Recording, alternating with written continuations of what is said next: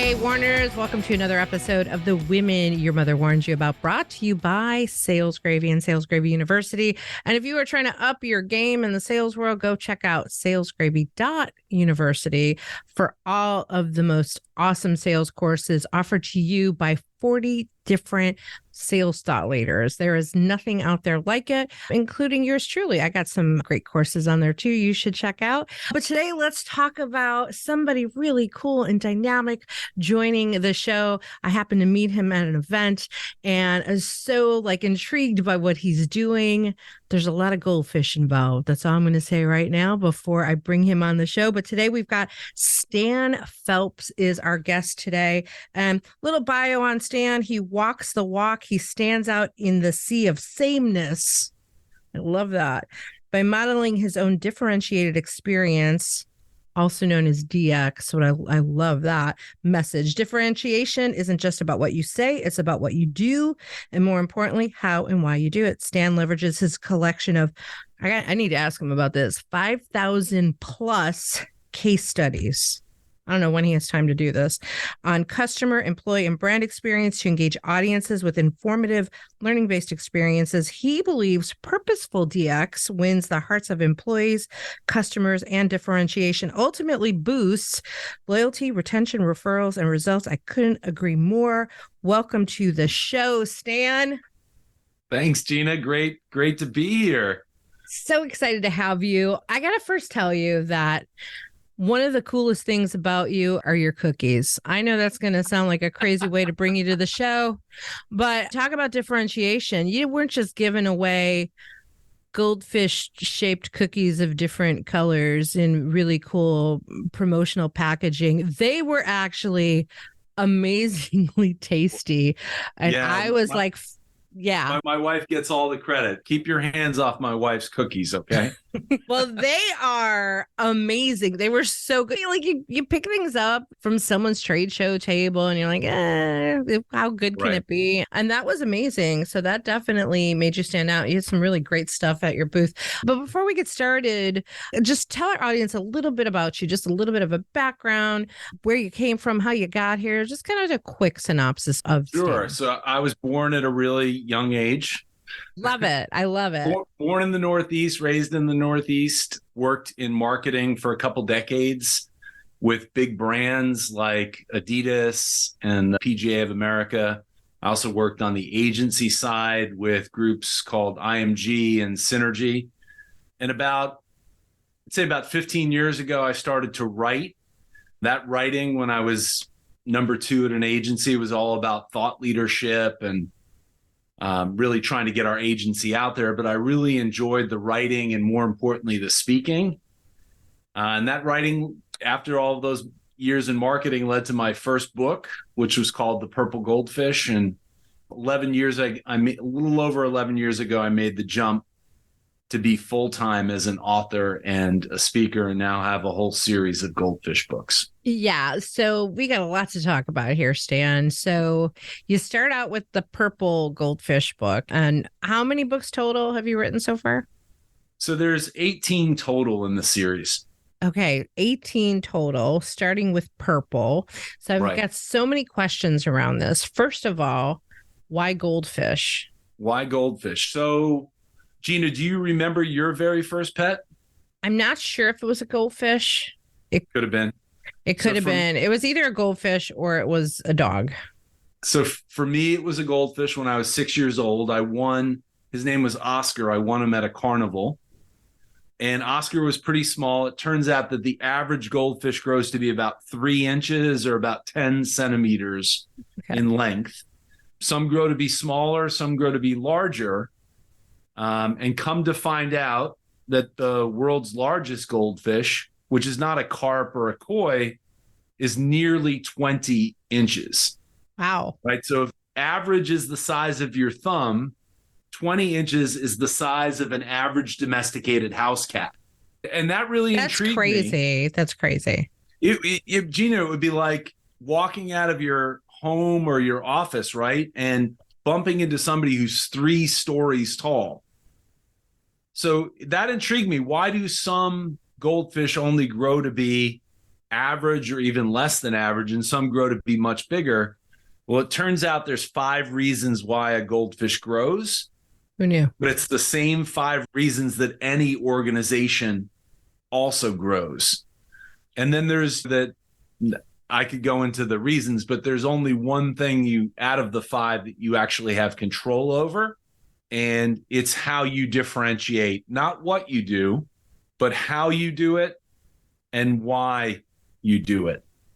And so the goldfish is just a metaphor. And then each of the colors in the series, Gina, have kind of symbolism for each of the books. And there's 11 different colors in the series. Okay. So you started with purple. Okay. Right. So I get the goldfish piece of it. Right. Now you start with the purple. Why purple? So purple is an ode to New Orleans. Okay. And specifically its most famous event, which is Mardi Gras. So the 3 official colors of Mardi Gras are, let's see your partying knowledge, Gina. Purple, green, and gold. And so the reason why it's an ode to New Orleans, the concept that I write about comes from Louisiana. And it's this idea, it's a word, in fact, it's a word that Mark Twain in his autobiography said was worth traveling all the way to New Orleans to get. Wow. And it's a word called Lanyap. Okay. How do you spell that? Yeah, it's hard to spell. Okay. Lagniape. Okay. Phonetically, Gina, it would be Lanyap, Lanyap. Okay.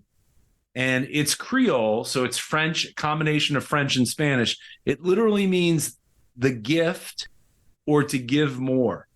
Ooh. And so the idea is, instead of just doing the transaction, that the business does a little something extra to honor the relationship. And so it's a commonplace thing if you're down in New Orleans that a business might do a little something that gets added as part of the experience. Love that. So that became my background was in marketing. I thought the sun rose and set on the customer, and that marketing was more about telling people what your brand is, as opposed to catering to the customers you already had and doing something that gives them a reason to talk about their experience. I love that. I love that. So I love story. I love people's story and their ignite moments. They're the things that jazz them up to do what they're doing. You see that through jazz in there for New Orleans. But if we look at that first book and your decision to like jump and leap and like do this, like leave that agency world and then write this first book, what triggered that? What motivated that? How did that happen for you to leap out? I'm going to write a book, and I'm going to write a book about purple goldfish. So I'd spent a year, and still the name of my company, I had a blog that was called 9-Inch Marketing. And I think we talked about this. 9 inches, the distance between the stem of your brain and the top of your heart. And I tell people, if the goal of marketing is to win the hearts of your customers, right, then this becomes the longest and hardest 9 inches. I don't remember you saying that when you first told me, but that's... Yes. So for a year, I wrote about all different facets of marketing. And I kept coming back to this concept of Lanyap. But Gina, it's solidified for me when I had what I call my moment of truth. And my moment of truth happened in New York City. I'm at one of these like rooftop bars in Manhattan, like a really cool place. I'm like at the top of this rooftop bar, and it's crowded. I'm there with a colleague. We're waiting for some people to show up, and we're going to go to a networking event, right? I was kind of in business development and sales. And so we're waiting for people to show up, and it's a crowded bar. And I tell people I'm enjoying an $18 beer, if it's possible to enjoy an $18 beer. And I'll never forget it. There was this older guy sitting right across from my colleague, Brad, and I. And Gina, he was on his own by himself. And every couple of minutes, I could see him scan the entire bar. So it became obvious to me he was also waiting for someone to show up. And a half an hour goes by and no one shows up for this guy. And so I start feeling bad for him and I lean in, I go, just to start conversation, I go, do you know we spend 10% of our life waiting? Have you ever heard that stat, Gina? No, I have not. So as I told this guy, I go, I know it's true because I once read it on the internet. So we started talking about the etiquette, right? The etiquette of waiting. And more importantly, I said something about that my dad had taught me, like Vince Lombardi time. Like if you're not early, you're late, right? Oh God, I had the same dad. Yeah, probably the same generation. And This guy, I swear to God, he looked me in the eye kind of strange. And I'm like, what? He looked me in the eye, Gina. He goes, on time. He said, no one in life is ever on time. And I was perplexed. I go, wait a second. I go, I've been on time before. I go, not often, but I've been on time. And he doubled down. He stuck his finger in my face and he gave me the Dikembe finger wave. And he went, no. He said, in fact, he said, on time is a myth. He said, people in life, he said, are either early or they're late. He said, no one is ever exactly on time. Okay. And I'll never forget it. I thought it was kind of odd. And I went home that night. I'm taking the train home to Connecticut where I live. And I thought to myself, I go, God, that same reasoning applies to the customers that we serve each and every day. And my thought was the same thing applies. Like no one ever just meets the expectation of a customer, right? Yeah. If we're being honest, you either exceed their expectations or you fall short. Yeah. And so given the choice of either doing less or doing more, literally the next day I started, I called it the Purple Goldfish Project, and I started to search for case studies. I wanted companies that purposefully did little things to go above and beyond expectations, right? To go above and beyond just the transaction to show that they cared about the relationship. And I crowdsourced it, and the goal was to get 1,001 examples. And you got how many? For that one, I now have like 1,100 for that one book. Yeah. It took me 27 months. I tell people I should have come up with 501. That would have been impressive, Gina. Yeah. Right? Yeah. I tell people I should have taken advice that someone gave me once about cross-country skiing. Have you ever done cross-country skiing? No, and it won't happen. It won't happen. I tell you, it's really difficult. And this is the advice someone gave me. They said, Stan, if you ever decide to do cross-country skiing, this was the advice. They said, start with a small country. So I should have said 500. I don't know why I did 1,001. And it took me a little over 2 years. And that, looking across hundreds of examples, when I crowdsourced it, I started to see the patterns of how you could do it. And this is the 2.0 version, but there's 10 different ways that you can create a purple goldfish. Wow. And five are in a category that I call value, and 5 are in a category that I call maintenance. So how do you do things to add value, right? And maintenance is more about being easier to work with. Mm-hmm. And you want to be seen as someone who provides high value and is low maintenance. 100%.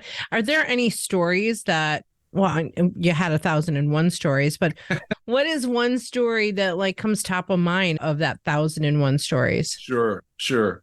So like the DoubleTree chocolate chip cookie came up so many times in the project. Yes. They've given away 500 million chocolate chip cookies.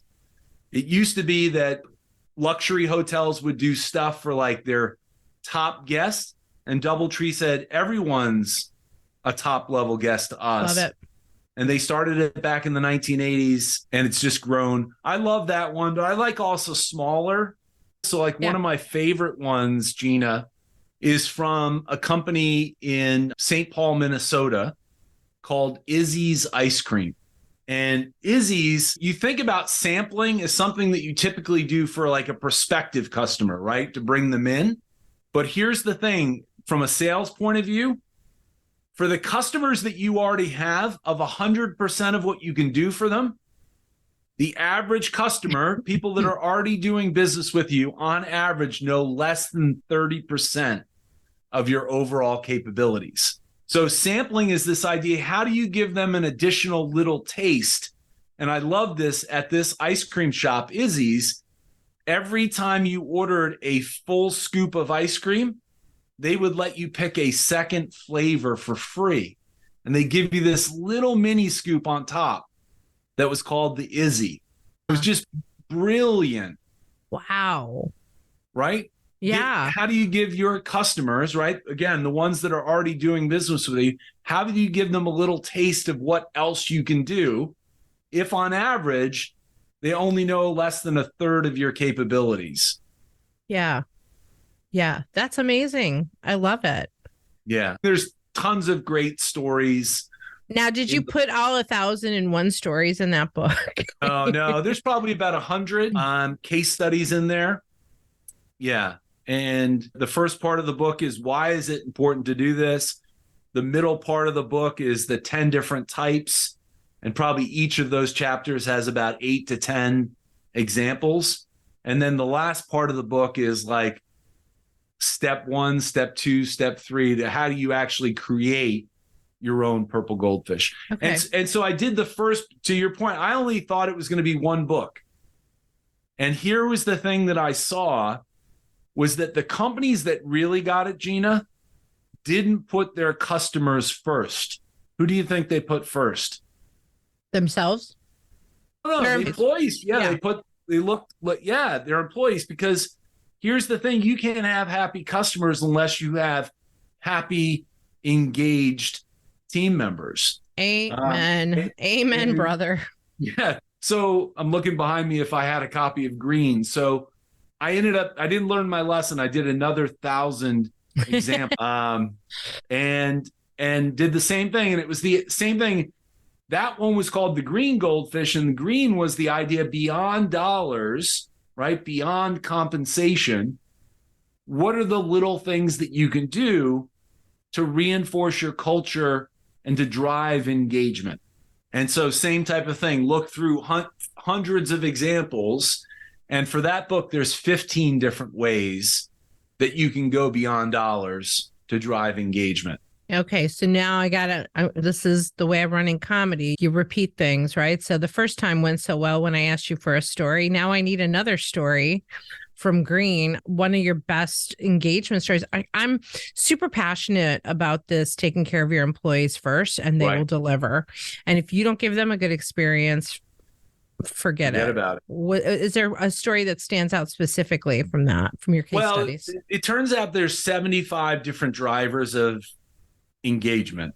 The number one from the research is the extent to which your employees believe that their senior leaders have a sincere interest in their well-being. Yeah. I'm going to repeat that. The extent to which employees believe that their leaders have a sincere interest in their well-being. And so if you think about it, one of the 15 types is transparency, right? How do you create an environment where people understand why decisions are being made? And ideally, they're made in the best interest of the team, right? So the idea of trying to keep things open by default, because if people don't have the information, they tend to make up their own stories. I was just going to say, the assumptions kick in. Right. Right. No one ever gets the benefit of the doubt. Yeah. And especially if you're like, I like what you're saying. We're doing this in the best interest. But if you're not communicating the plan, the goal, what's in it for the employee, all they can do is make assumptions because you gave them nothing else to go off of. Right. So the story I love that illustrates this, I used to live in Amsterdam.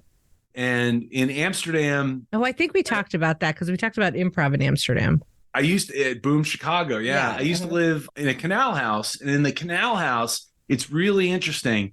The Dutch are interesting. They almost none of them have curtains. You can literally look right in to someone's house. And so it's not my story. A guy named Vineet Nayar was visiting a friend, and he asked his friend, he said, why do you not have curtains? And if you've ever been to Amsterdam before, the sun doesn't shine all that much there. And so the guy's like, we want to be able to let that natural light into the house. And then he said also the kind of olive green waters outside and the canals are beautiful, and they want to be able to look out and see at the canals. And then the guy who owned the canal house said something really interesting, Gina. He goes, and it was really telling, he goes, it also forces us to keep our house clean, right? And there's a great... I thought you were going to say it forces us to keep our clothes on, but okay. Okay. But sometimes, this is a great saying, sunlight is the best disinfectant. Okay. And so creating a transparent environment. So there's a lot of great examples in the book of how companies do that. That's one of the ways. Onboarding I found to be just a critical thing in the beginning of somebody's tenure in a company. Critical. People make a decision very early on in their tenure, short-term or long-term. And so how you manage somebody into the organization is absolutely key. That's really interesting. So based on some of your work, is there studies that show that someone joins your company and because of the onboarding process, they make a decision early on if they're going to be there for a long time or a short time? Short term, long term, or prison term. You know what I mean? No, yeah, that's absolutely key. People make that decision and it's really expensive. Attrition is really expensive for companies. Not only are you losing the investment that you had, you're to get somebody on board, you're losing that knowledge, that institutional knowledge that they have. It's just it's a killer for companies. Yeah, and I'm sure you're familiar with some of Zappos' approach with onboarding, right? That's the first thing that comes to mind. In fact, I visited them, and it's very sad now, the late Tony Shea gave me a testimonial for the book. Oh, that's amazing. Yeah, they totally get it. They probably showed up in the book three or four examples, but they totally get it. Just to finish off on the first three, and then I did the second one, and I'm like, well, it's got to be a trilogy, right? Purple, green, and gold. Lord of the Rings fan. It's got to be or Star Wars, right? And what I realized too, what was interesting is I used to think, Gina, you treat all of your customers and all of your employees the same, right?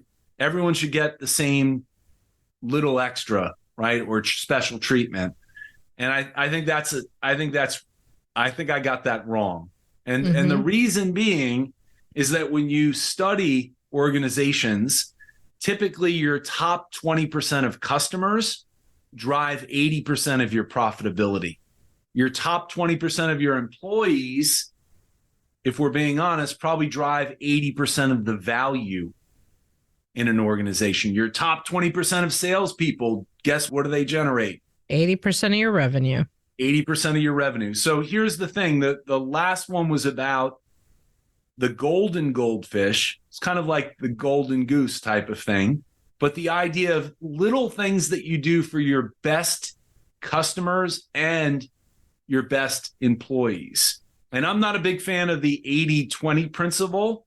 The guy who kind of coined that came up with his own law, Gina, and he called it the law of the vital few and the trivial many.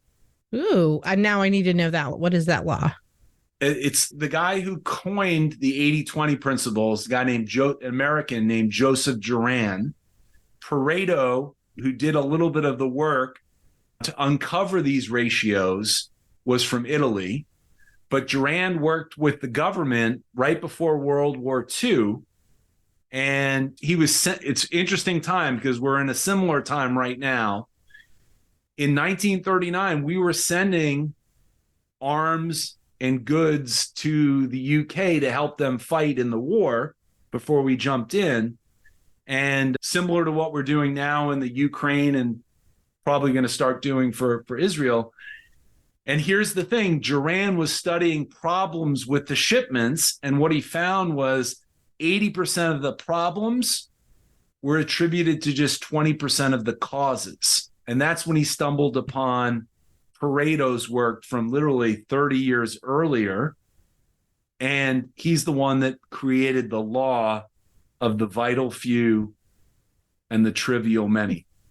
So the big takeaway from that book is you have to understand who is your vital few. Yeah. Yeah. I'm just reflecting on that because I don't know if companies spend a lot of time thinking about that. No. So that was the trilogy. I thought maybe I was done. And then I started to partner with people in areas that I wasn't an expert in. Smart. So blue was the fourth color. That was about technology and data and AI and analytics.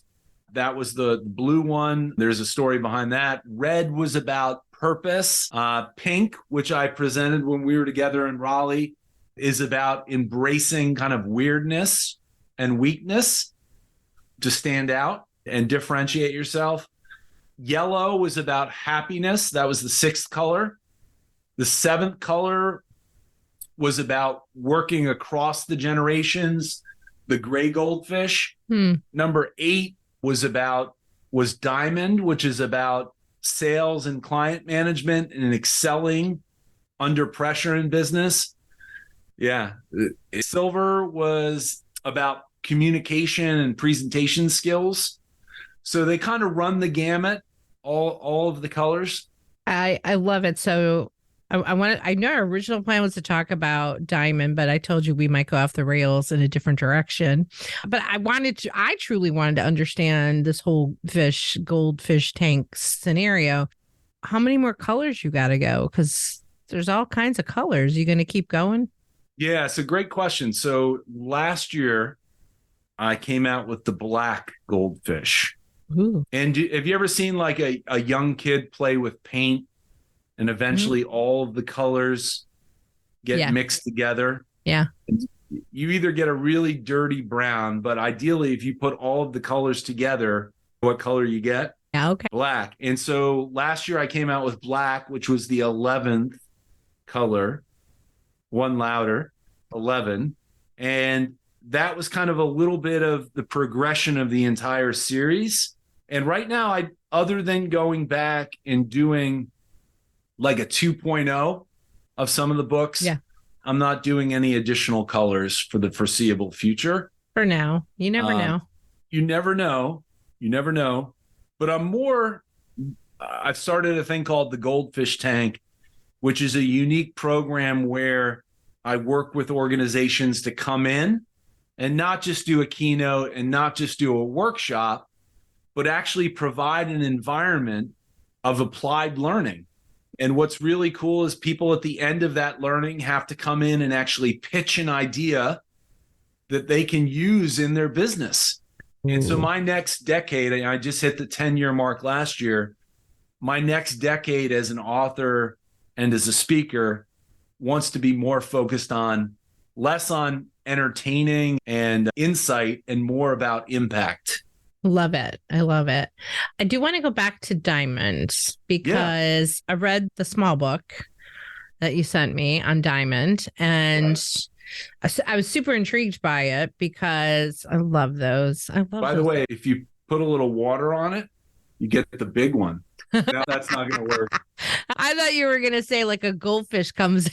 No, I'm a big fan of like the mini book, right? Because I love if we're that. honest, people don't read books, but they will read. I love that. I'm going to borrow that idea from you. I told you, so I'm excited about that. The diamond one, let's talk a little bit about that before we wrap up, because you referenced the golden rule and the platinum rule, and then there's the diamond rule. So I talk a lot about obviously the platinum rule, and because this goes hand in hand with improv in making it about others, making people look to you and feel good. And I'm not going to step away from that necessarily, but the diamond rule got me thinking, but it also goes very hand in hand with emotional intelligence. So let's talk a little bit about the diamond. Sure. So you know what a diamond is, right? It is other material. I just know diamonds look good on my fingers. Yeah. Well, it's one of the most valuable things on earth, right? And not because they're plentiful, it's because they're scarce, right? So a diamond is simply a piece of coal that did well under pressure. And so we talk about in the book as a metaphor, this idea of the 4.0 version of business is acting in accordance to what we call the diamond rule. Now, you mentioned the golden rule and the platinum rule. What I didn't realize, Gina, there's something that actually predates the golden rule. No, I don't know if I knew that. It's the silver rule. Oh, the silver rule. Yeah, I did read that. Okay. Yeah, and the silver rule dates all the way back to the time of Confucius, and he wrote about it in the book Analects. And ideally, the silver rule is simply this: do no harm. Like, if you don't want bad stuff done to you, don't do bad stuff to other people. Yeah, yeah. And you think, well, that's pretty basic, right? One of the most valuable companies in the world is Google. For their first 20 years, do you know what their corporate motto was? Was it do no harm? Do no evil. Oh, do no evil. Because I'm like, it sounds familiar. And to your point, when you become a doctor, you take the Hippocratic Oath. And what's the Hippocratic Oath? Do no harm, right? So you think but it's a starting point, but it doesn't quite tell you what to do. It just tells you what not to do. Yeah, okay. The 2.0 is the golden rule. And every culture, every religion, they all have a version of the golden rule, right? Treat others the way that you would like to get treated. Right. Right. And it's a great rule for like teaching children, but it's more internal, right? It's based on what you would want. Right. And then there's a huge assumption that what you would want is what your customer or your prospect would want. And here's the thing, we know this from research in sales, right? People convert about 1 out of every 5 opportunities, so 20%, right? And people lose, on average, about 25% of their customers each year. Wow. Right? And here's the thing, there are 4 main behavioral styles. So if I treat you the way that I like to get treated, there's about a 25% chance that we might actually connect, right?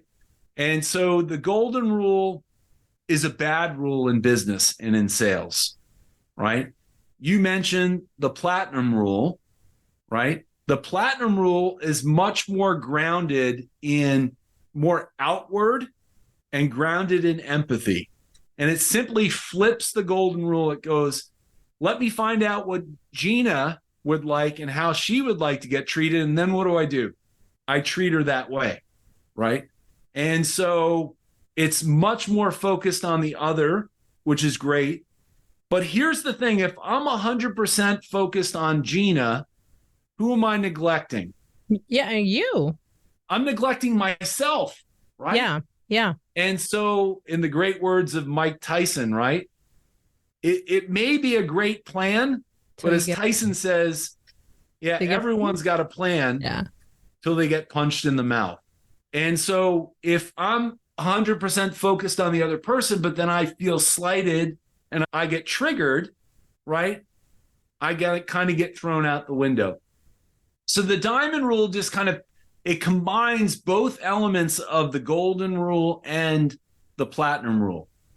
And the first part of the diamond rule is managing yourself, right? Understanding yourself and managing yourself so you can then focus on the needs of whoever you're working with. And this is where you play the game at the high level, reduce the pressure that they feel in order to manage that relationship. Yeah. And so it's kind of like playing the game.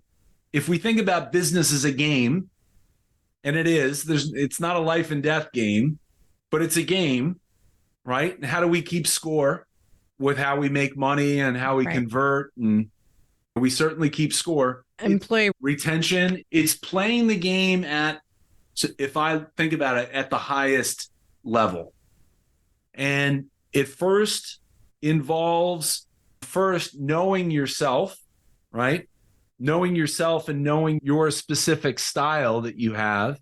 Yeah. And then understanding how to understand the styles of those that you're dealing with in order to not do things differently, but kind of see things a little quicker and serve things up in a way that cater to the needs of your client or prospect. Yeah, I love it. I love it so much. We talk about this a lot, about flexing to the style of others. This is very much about emotional intelligence, and the book that I've got coming out next year on improvised intelligence. Like, this goes so hand in hand. I'm curious on the diamond rule. Is this your rule? Did you make up this rule? So, yeah, I worked with my co-authors, so Travis Carson and Tony Cooper. They have this market force style indicator. That's right. And so there's 4 different styles. So there's an assessment that comes with the book. Those guys had done a couple 100,000 of these assessments. They were really the experts.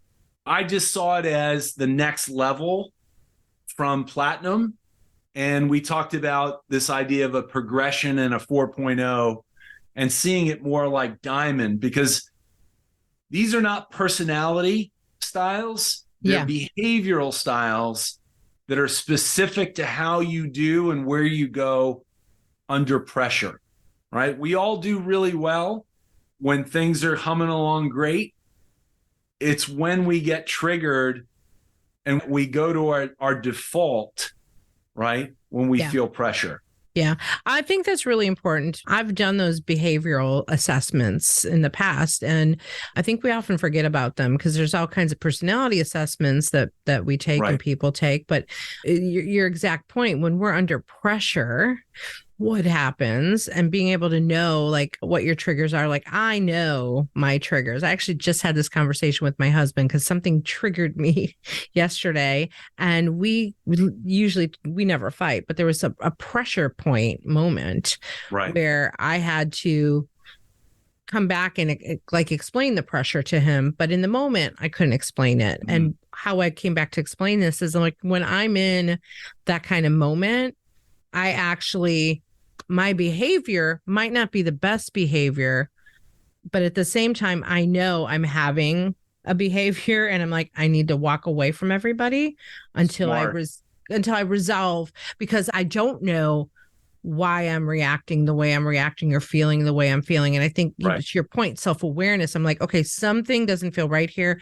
Let me step away. I got to go figure it out before I should interact with other humans. Right? Like, it's step one. Have you ever heard this quote? It's by a guy by the name of Viktor Frankl. Yeah. So Frankl was an Austrian neuroscientist. He was also a Holocaust survivor. He survived not one, but 3 different camps. It's crazy. And Frankl said, between stimulus and response, he said, there is space. And he said, in that space is our power to choose how we respond, right? And he said, in our response lies both our growth and our freedom. That's so powerful. And so you do the right thing. Absolutely. When you feel that stimulus, you feel yourself getting triggered, the best thing you can do is try to create a little bit of space to be self-aware and not immediately go to your default. Now, I know your last episode was about a swan. I'll tell you really quickly. So the 4 behavioral styles, we have animals associated with each of the 4. Oh, I love it. So the first animal is a rhino. So what do rhinos do when they're under pressure, Gina? They charge. They charge, right? Yeah. Yeah. Their style is to go right into the pressure, right? Yeah. And their mantra is that they want to be able to control the situation. So we call that style a control. Mm-hmm. The second one, and I'm totally this second style, the animal we have for that one is a deer. So Gina, what does a deer do when they get kind of... They freeze. They freeze, but then what do? And hopefully not into your car. And they run. Yeah, they run, right? Their response is to like migrate, to get away, as opposed to charging right into it, right? Right. They're going to try to go somewhere where the pressure get away, far away as possible. Birds have that as a response. Even whales do, because when the condition changes, they'll literally travel thousands of miles to go where it's a better environment. Interesting. Right?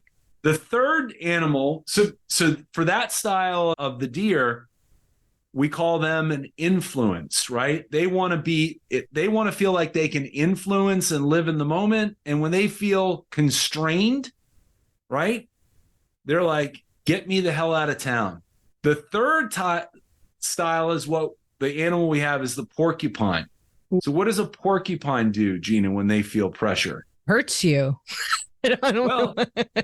Kind of a turtle does. Turtles the same way. What do? They just they go into their shell. Yeah, they go into their shell, and in the case of the porcupine, they put the quills up, right? Yeah. And they try to ride it out. They don't go anywhere. Yeah.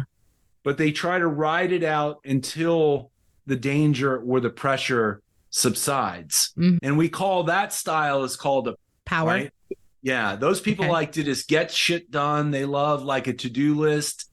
They're all about the short term, right? They're happy when they're busy, right? They don't want to rock the boat. They don't want to change things. The fourth style is the animal there is the bear. So what happens when the environment starts to change and like a bear's food supply starts to get low? What do, Gina?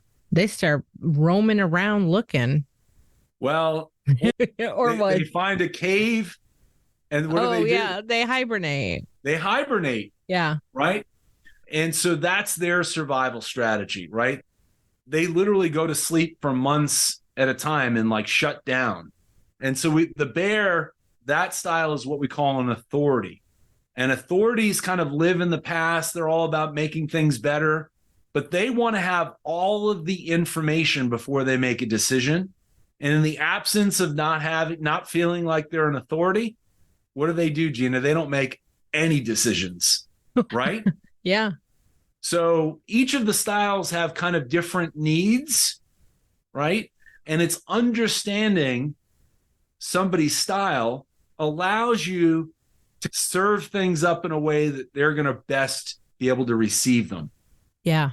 And it's less about you and your style, other than you need to minimize, right? And be in control of yourself, which allows you to focus on the other person. I love it. And that's all in that framework that you mentioned.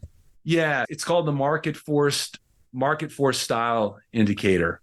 Right. Okay. So you're either a control, an influence, a power, or an authority. Okay. Well, I think I'm right there with you. Most people that are in sales and business development tend to be more influences. Yeah. They live in the moment. They're great relationship builders. They're great in a room. Right. Yeah. I could definitely see you. People that work in marketing that tend to be focused on more of a plan and like kind of having control, right? They tend to be more of the controls, right? People that are in operations that kind of keep things going and keep the trains on time, they tend to be more like that porcupine, that power, right? Short-term focus.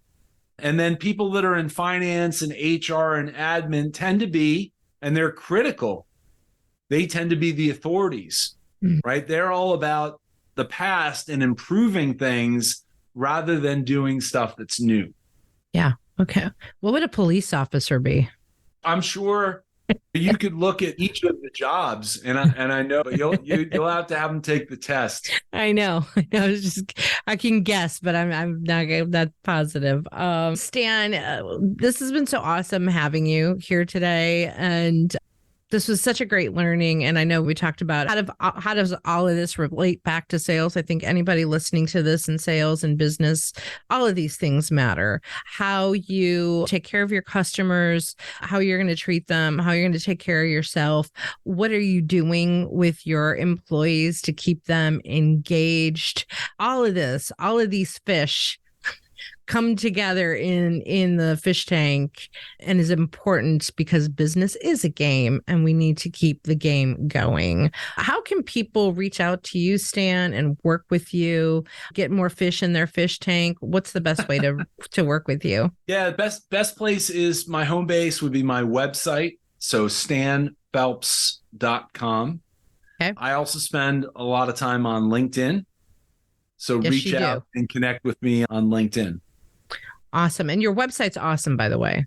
Oh, thank you. Yeah, really nice job on that. But you're a marketing guy. It should be. I should eat my own dog food, right? Exactly. Well, thank you once again for being here. My pleasure. Thanks for having me on. Awesome. All right, Warners. Thank you so much for listening to this episode of The Women Your Mother Warned You About, brought to you by Sales Gravy and Sales Gravy University. Go check that out for almost 300 live and on-demand courses available for you to check out right now. For more about this show, go to womenyourmotherwarnedyouabout.com. And you can also watch this episode now on YouTube. So go check that out, and we'll see you next time.